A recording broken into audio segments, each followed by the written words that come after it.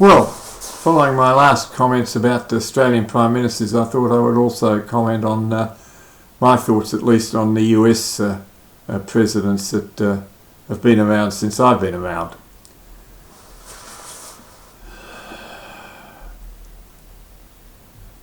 When I was born, Franklin Roosevelt was in power, but of course I was far too young to know. And then Harry S. Truman, the buck stops here, was president through till 1953 when I was 12 years old.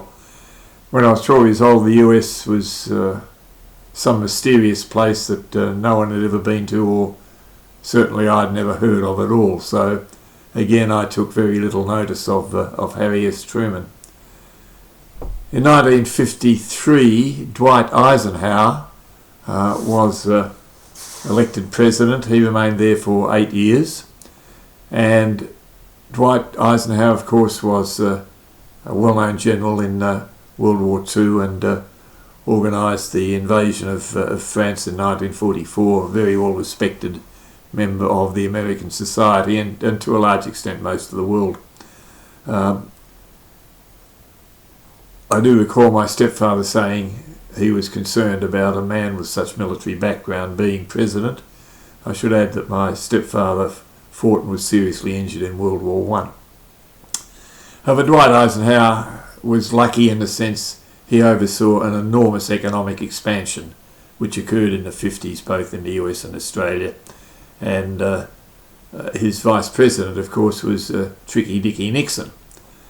When Eisenhower, when his 2 terms were over, there was an election held between John Kennedy and Tricky Dicky, and John Kennedy won. Very, very close competition indeed. Kennedy was in power for just a few short years when he was assassinated, and his vice president, Lyndon Baines Johnson, known as LBJ, took over.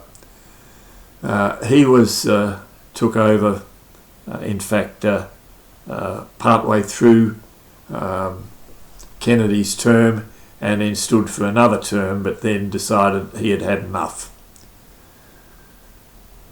He was then followed by Richard Nixon, who of course finished up leaving the office in disgrace after the Watergate. He did do a few good things like opening dialogue with China.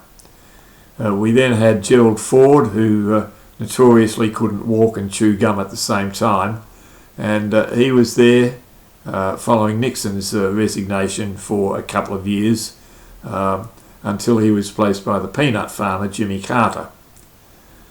After Jimmy Carter came Ronald Reagan. Ronnie Reagan was there for 8 years in the 80s, and followed by George Bush, who was only there for 4 years, one of the few people, or one of the number of presidents actually who only had 4 years in office. Then followed by Bill Clinton, of well-known attitudes, if you like, to the female sex. Followed by George W. Bush.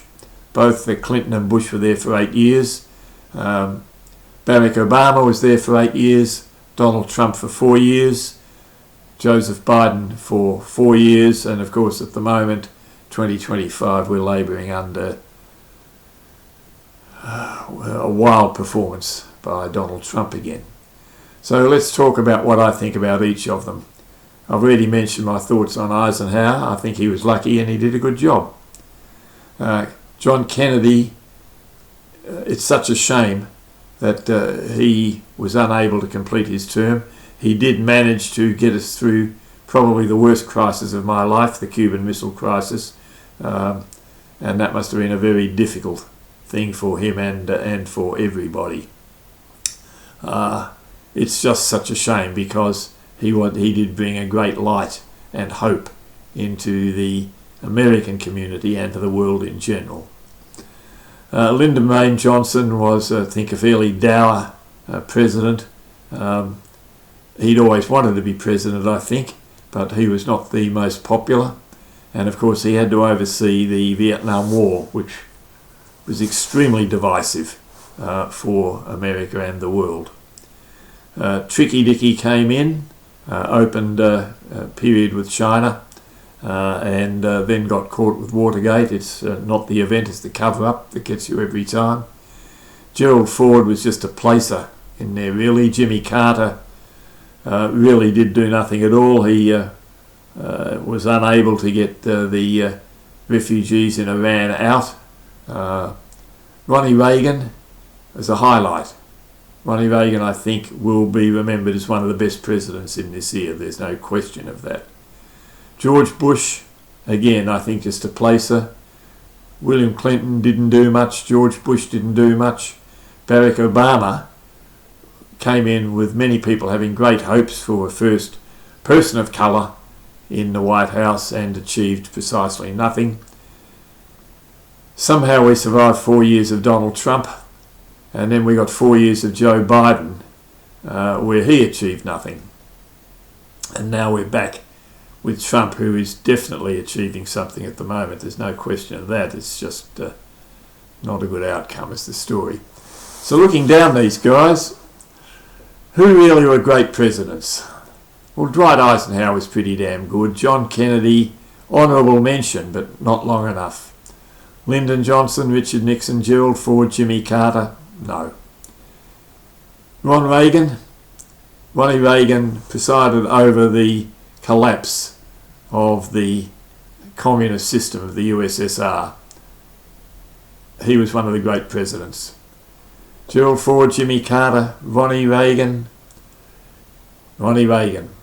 Then George Bush, Bill Clinton, George W. Bush, Barack Obama, Donald Trump, Joseph Biden. Not really achieving much. Who is the worst? I suspect Trump may be, unfortunately, the second Trump coming. But it's a little too early to say that. Amongst the others, I don't know any were particularly bad. I think Trump is the one that may cause us greatest trouble of all. So I say they had a number of also-ran presidents, many also-ran presidents. The highlights being Kennedy, honourable mention, and Ronnie Reagan, and Dwight Eisenhower, but the winner is definitely Ronnie Reagan. And so that's my take on the American presidents. Bye for now.